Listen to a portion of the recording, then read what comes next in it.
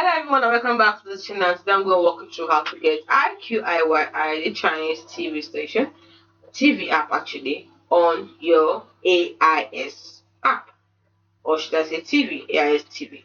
Now, the first thing you need to do is enter the home page of your AIS TV, then click on apps on the top tabs, and then click Google Play Store to open the store.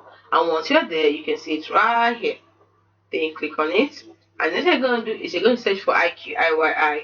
So you find it by typing on in the search bar Iqiyi, and then you download it. You can see it right here. So you download it, and once you downloaded it, you install it. And once the session is complete, go back to the home page and click Add App to Favorite App by clicking on the plus icon.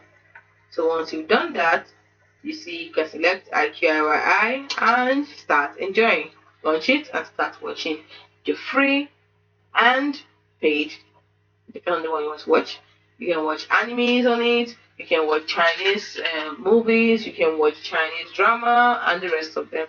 Hope you found this video helpful.